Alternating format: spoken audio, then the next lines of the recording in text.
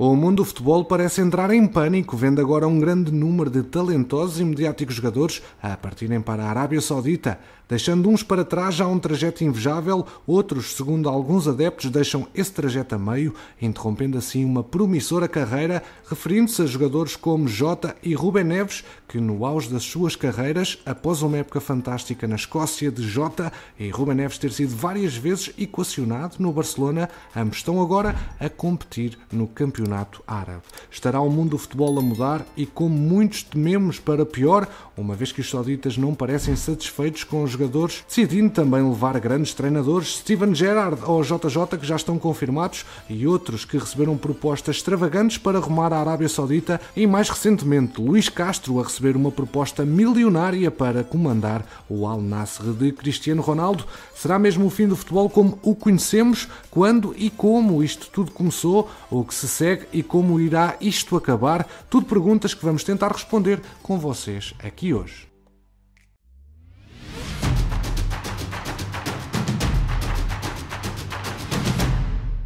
Bem, e como é que isto tudo começou? Talvez quando um tal jogador chamado de Cristiano Ronaldo aceitou uma proposta milionária do Al Nassr, clube saudita, que propôs ao craque português um contrato de cerca de 200 milhões anuais até 2025, onde a estadia do madeirense pode prolongar caso aceite ser embaixador do futebol árabe, e os sauditas pretendem que este seja uma das bandeiras para a candidatura da Arábia Saudita para organizar o Mundial de 2030, que curiosamente irá então competir contra Portugal.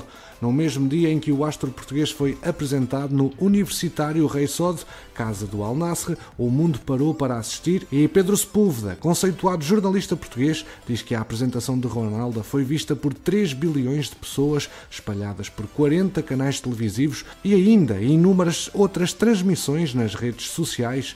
Para termos um ponto de comparação, o final do Campeonato do Mundo de 2022 foi acompanhado por 1,5 bilhões. Mais números para perceber bem o impacto que CR7 teve no Al Nassr e todo o futebol saudita. Só nas primeiras 24 horas em que Ronaldo foi dado como jogador do vice-campeão da Arábia, o clube recebeu mais de 2,5 milhões de seguidores, aumentando o seu número em 400%.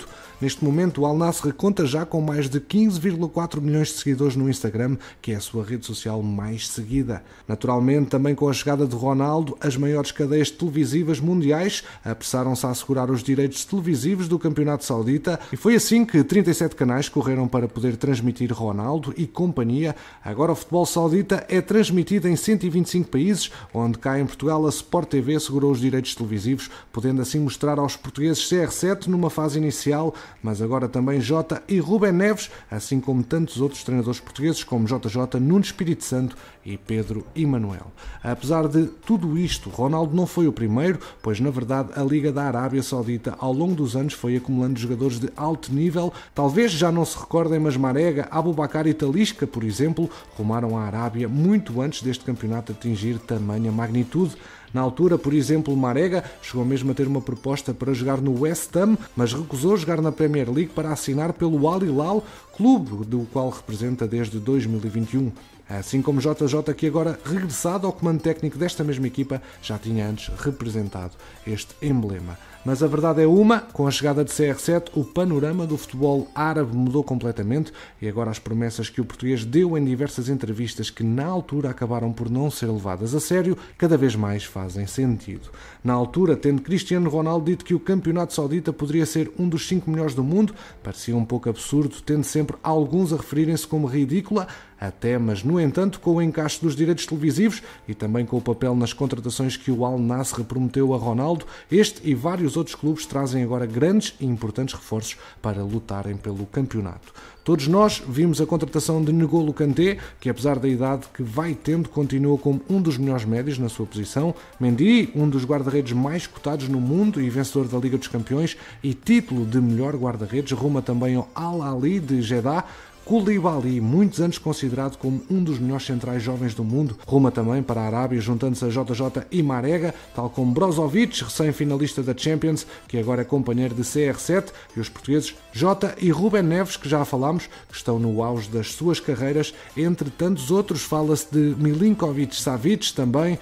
entre muitas mais estrelas. Não fosse isto talento suficiente, o Al Ittihad assegurou a contratação de Karim Benzema, só o atual detentor da bola de ouro, fazendo então com que o campeonato saudita tenha 6 bolas de ouro, coisa que muitas poucas competições se podem gabar. E se quaisquer desculpas do género já estão velhos, vão para ganhar dinheiro, já não são o que eram, for dada, lembrem-se que Benzema ganhou a bola de ouro o ano passado, Kanté, Mendy, Koulibaly e Brozovic não têm mais de 32 anos e forma não lhes falta, para não falar de CR7, que insistentemente prova que a idade é apenas um número para ele. Apesar disto estar a ser um choque para muita gente, a verdade é que não é a primeira vez que isto acontece e está longe de ser um caso isolado, como muita gente pensa e afirma ser. Basta recuar apenas uns escassos anos atrás para nos depararmos com o futebol chinês e aquilo que muita gente anteviu como o fim do futebol como o conhecemos. Vimos grandes nomes do futebol mundial a partirem para o país da Grande Muralha, como Carlos Tevez, Arnautovic e um velho conhecido azul e branco, Hulk. Mas não só estes, grandes estrelas em ascensão trocaram propostas de clubes da Europa para rumar à China. Quem não se lembra do Oscar, jogador na altura do Chelsea e um dos brasileiros mais interessantes na altura, Paulinho, que trocara a titularidade do Barcelona por um lugar na Superliga Chinesa. Yannick Ferreira Carrasco, um dos nomes mais badalados do Atlético, assim como El Shaarawy, Axel Witsel, Alexandre Pato e Graziano Pelé, não falando de Marouane Fellaini, tantos outros que não conseguiram recusar os exorbitantes propostas salariais dos ienes chineses. Não só isto, como temos também a MLS, há uns anos ainda antes, onde começaram a coletar estrelas mundiais aos poucos, tendo por fim um leque de nomes como David Villa, André Pirlo, Ibrahimovic, Rooney e muitos outros. Certo é que a MLS tem vindo a crescer e começando a produzir mais talento e traz jovens de qualidade, mas já não se fala tanto nela apesar do crescimento visível, isto claro até Messi chegar e mudar o panorama do futebol americano, mas essa história fica para um próximo vídeo. Ou ainda o exemplo da Rússia, ainda antes destes, onde começou a dar valores exorbitantes por jogadores, só do campeonato português levaram Witzel, Garay e Hulk, que na altura eram dos melhores e mais mediáticos jogadores da nossa liga. Isto tudo para dizer o quê? Bem, a Arábia está longe de ser um caso nunca antes visto, na verdade sempre aconteceu um pouco ao longo da história, clubes e ligas com maior poder económico escolhem jogadores consoante a sua vontade e os clubes e ligas mais frágeis, nesse aspecto, acabam por ter de aceitar. Por exemplo, recentemente Rio Ferdinand veio a público dizer, e passo a citar, a imprensa diz que a Liga Saudita compra o sucesso apenas com dinheiro, mas quando a Premier League comprava os melhores jogadores da Bélgica, Itália, Portugal, Espanha, Alemanha e de todos os outros, eu não ouvi ninguém, dirigindo-se a Jamie Carragher, a criticar. Porque não diz isso? É uma pena. Só disse sobre a Arábia Saudita, há dinheiro árabe aqui, na Premier League vindo de lá.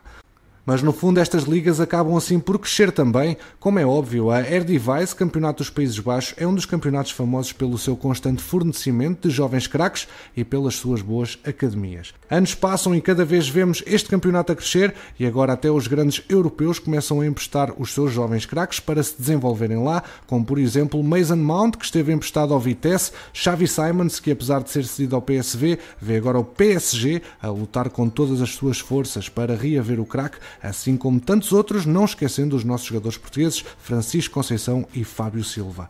A própria Liga Portuguesa teve um discutível crescimento, sendo óbvio que os três grandes acabam por depender grande parte nas suas vendas, como o Benfica e o Futebol Clube do Porto, que fizeram ambos o top 10 de clubes com maior encaixe em vendas, tendo o Clube da Luz ficado mesmo em primeiro lugar.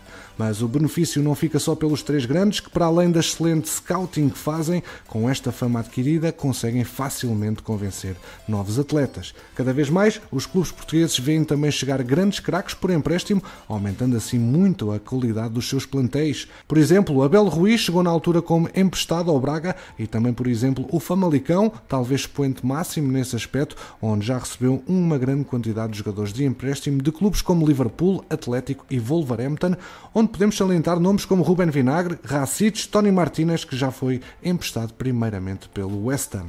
Agora, para terminar isto, gostava da vossa opinião, campeões. Serão estas proporções exageradas? Estará o futebol em risco? Será apenas mais um ciclo ou um começo de algo novo? Digam-me de vossa justiça. E para terminar, deixamos algo que talvez possa resumir tudo isto, uma famosa frase do filme vencedor de 4 Oscars, No Country for Old Men: o que tens aqui não é nada de novo.